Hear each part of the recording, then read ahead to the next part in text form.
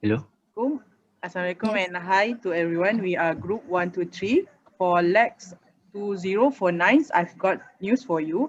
We were given our second task, which is a group discussion for our news publication. This discussion will be recorded on Zoom and will be submitted later on at Modo. The instruction for this task is to exchange news gathered for section 1 that we picked, and we will need to select 2 news to be included in section 1 of our news publication. We will need to justify our selection. And the section that we will talk about today is food. Before we start our discussion, I would like to introduce myself as the moderator today. My name is Nurul Jazmeen Binti Abidin. My matrix number is 209055. I am an engineering student, engineering, agriculture and biosystem student. I'm in my first year. I would like my member to introduce themselves. And my name is Nur Nabila Syamira Binti Ibrahim. My matric number is 206428.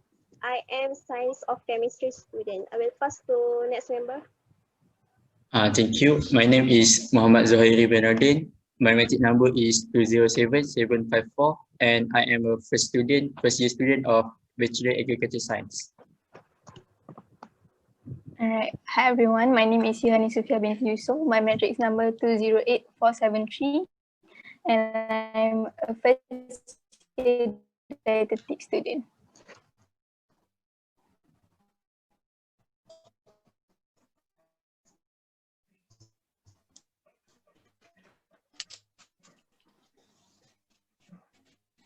The next member. Hello and hi everyone. My name is Abdul Sadli. I'm in first year of Bachelor of Agricultural Science. Okay, my name is Nurul Binti Sahud. My matric number 20852. Next. Good afternoon, Zainal. My matric number is 207033. I'm from Modern Language and Communication Faculty, Paspilashura. Hello everyone.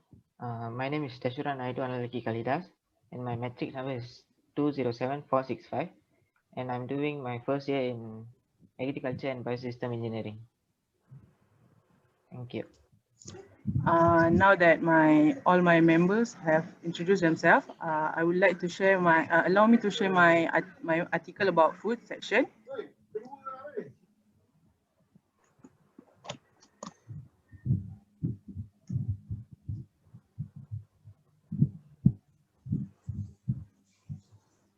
Can everyone see my screen? Yes. Yes. Okay, my article that I found from the Star, from 20 September 2020 by Pirami Durai. This article is about, the title of this article is Food Styling is Now an Integral Part of Modern Food Photography. This article is about people who does food styling as their career. There are 3 people who shared their story in this article, which is Ennis Martin Lim, and others. This article is all, as we all know, these days people love sharing their food captures on social media. People take shot of their food every time they find the food are good. As for me also, I took pictures of my food for aesthetic pleasure. According to this article from the books Food Styling by Dolores Custer, anyone who prepared food for the camera was known as a home economist. And this article also said that social media has driven the need for brands and restaurant owners to present aesthetically appealing image on their channels. From this article also, the food stylists shared their tips that we must have good knowledge of food, understanding the characteristic of food, and how to keep it looking good for longer, because food is very fragile. When shooting, they also need to know the recipe, the history, and how it is usually prepared and served, because ultimately you want to honor the food being served. Also, the food stylists also shared their challenges, which are dealing with an experienced photographer, and whoever offered the most affordable gets hired, but clients don't really know that the price they pay actually reflects their workflow. And lastly, they also shared the futures that, given the push for aesthetically driven food image, all the food stylists I spoke to agree that food styling is definitely here to stay and grow. And that's all from me. I would like to pass to my other members to share their news.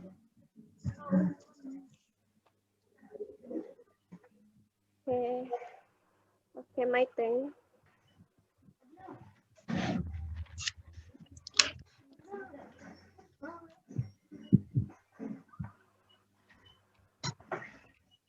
Okay, my article is about 11 weird food trends that went viral in Malaysia. Okay, I will summarize the article shortly. So people often come up with weirdest ideas of food. Sometimes it doesn't taste good, or sometimes it also really unhealthy. Okay, there's people love to try new things, but not good for us.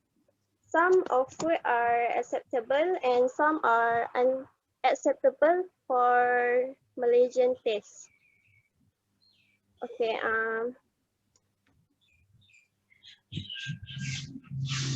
for example, cheese. People love to combine cheese in Malaysian people love to combine cheese in their food. But too much cheese will gain our weight drastically. Okay, next I will talk about number 8. Does it put boba on everything? I find it really weird because the combination boba with food is not good at all. It tastes, for example, me spicy boba. It's combination of spicy and sweet. It really not suitable for our taste. I think the article will show how the Malaysian reaction does mean not all idea that come out from the company or someone will be acceptable by Malaysian. Sometimes it will damage our health if we take it a lot. That's all from me. Thank you, Nabila, for sharing. Continuing to our next member. Thank you, Nabila, for the interesting topic. But I also have a topic that I need to discuss, which is raw meat versus pasteurized meat. Can you guys see my screen? Yes. Yes.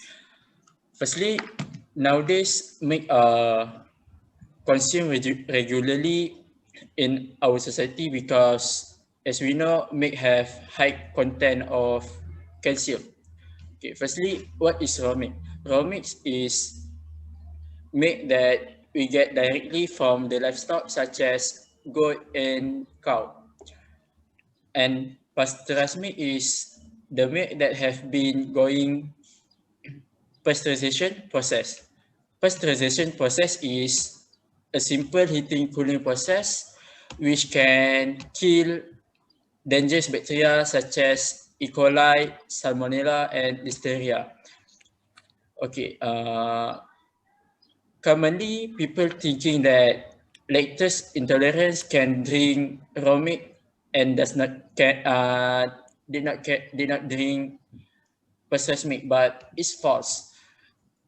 Lactose intolerance cannot drink both of the meat because it will give negative effect to their to their body. Secondly, people talk about the nutrition differ between raw milk and pasteurized milk, but there is not have significant difference between raw milk and pasteurization, as we can see in my slide that I point it. Okay, I think that this topic is interesting to put in our news because it will give a lot of information to our society. Thank you. Okay, so thank you, Hari, for the idea. So I also have an idea for this section. It's about Yayasan Food Bank Malaysia, which is a non-profit and non-government organization, or NGO, which is an initiative by the Ministry of Domestic Trade and Consumer Affairs. So I'm going to share screen right now.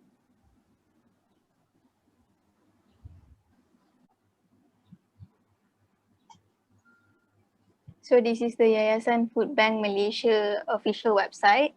It was established on 7 January 2019 and aims to take surplus food or excess food and contribute it to those in need like the B40 communities and also students like us. So I found this newspaper article from Sina Harian, which is actually a Malay article which I've already translated. Okay, so this is the page.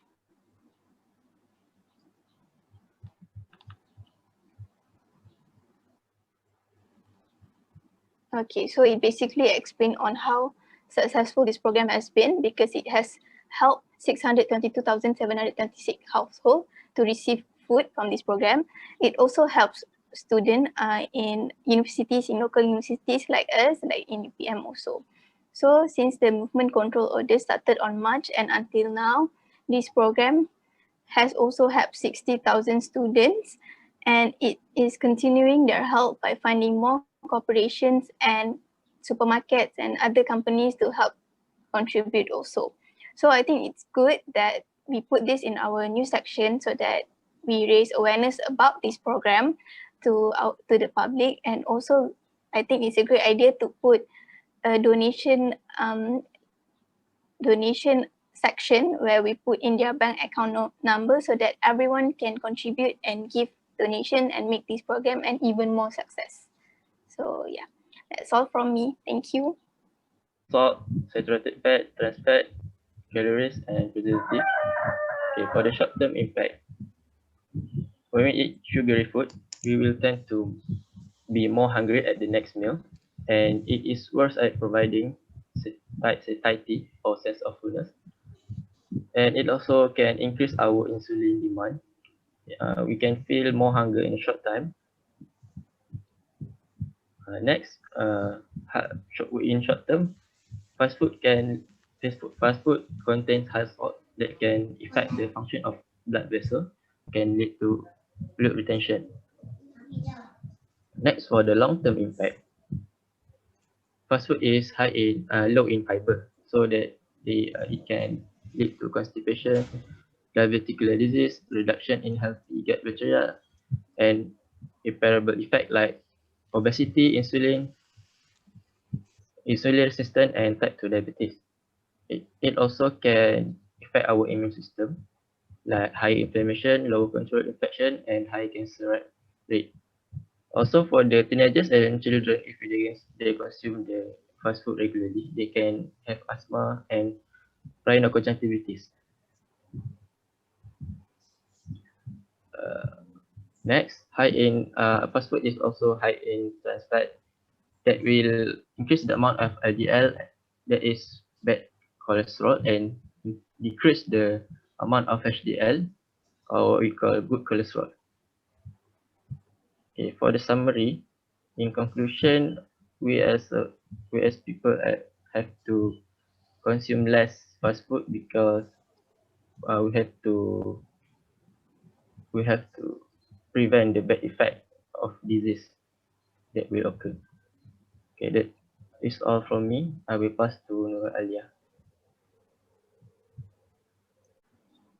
I would like to suggest a news for this session. Wait a second, okay. The title of the news is after pudding weight incident, Minister of Health, Food Safety and Quality Divisions want to regulate home-based online food businesses.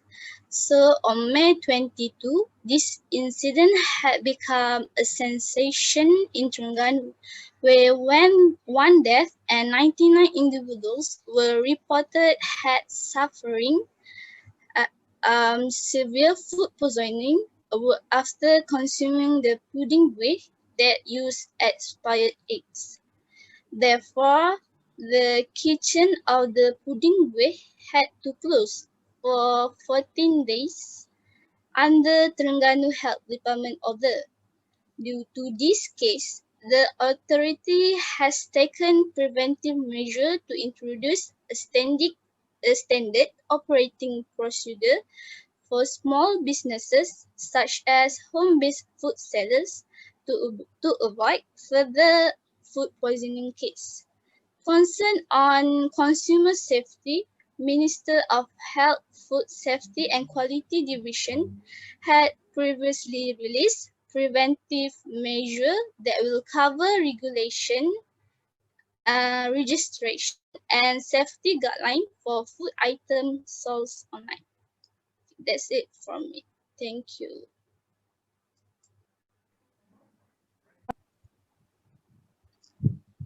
You guys can see my screen, right?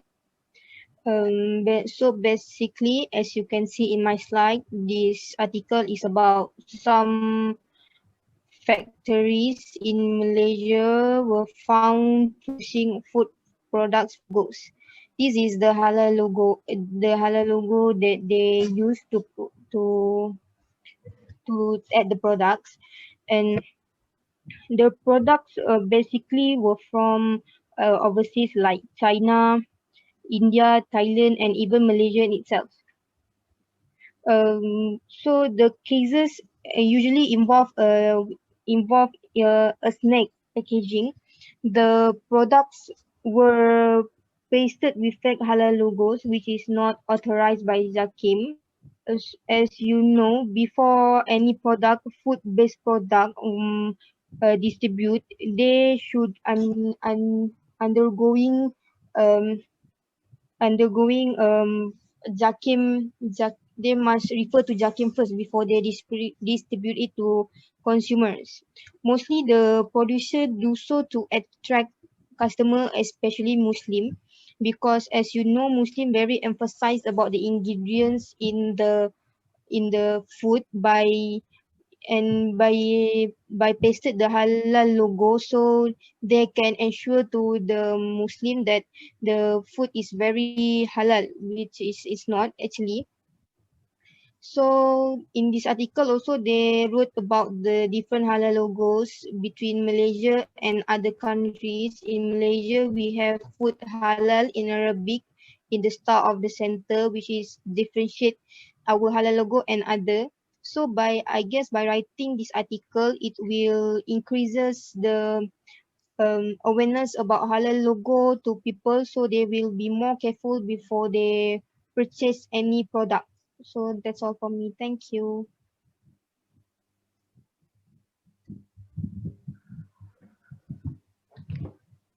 Hello guys.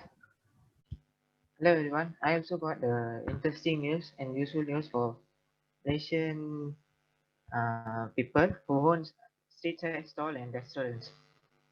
My news about want to convey about a man who do food review in Malaysia now. His name is Travis James. Wait, let me share my screen.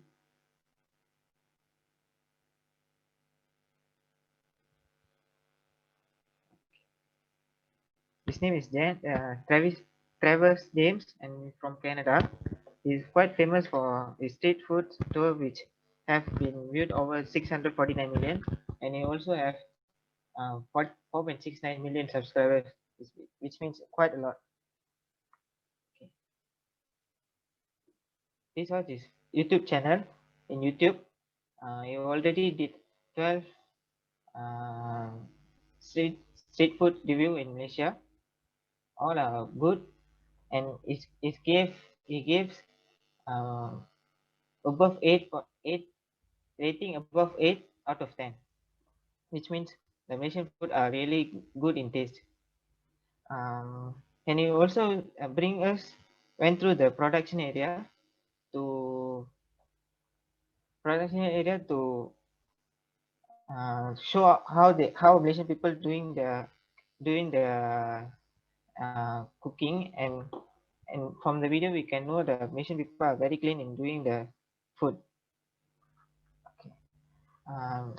I think now this was his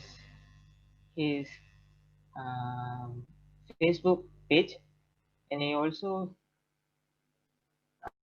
invite the 6 stalls to recommend his food review he came and review your food. From this, street side food can be famous and can gain a lot of income. He also provide his email in his story. You can see here from here.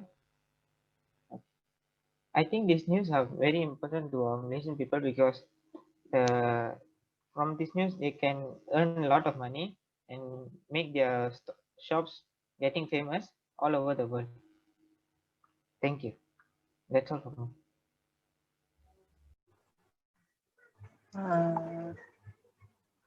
Thank you everyone for sharing the news article. Now that all of us have shared our news articles, we can choose two new news article that we can put on our news publication. Can you guys share your opinion? Which article that we want to share to put in our publication?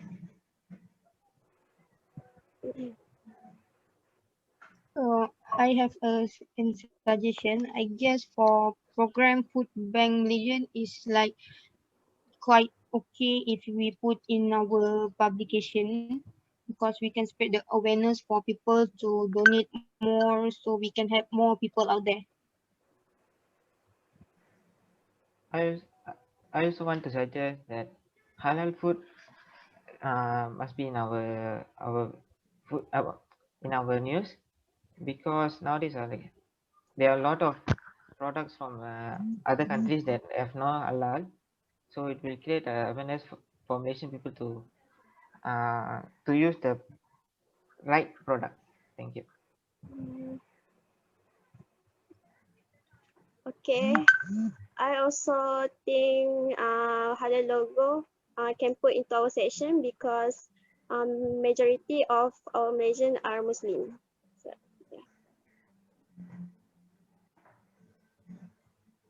yeah. I also agree to the suggestion that program Food Bank Malaysia should be in our publication.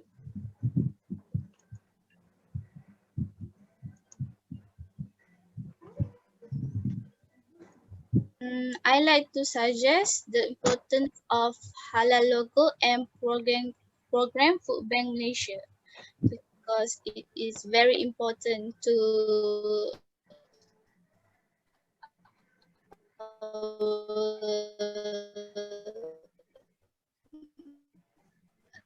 Malaysians. I also agree with Nina's idea, so that it's important for the people to realize on what they eat and what they purchase first before actually eating it.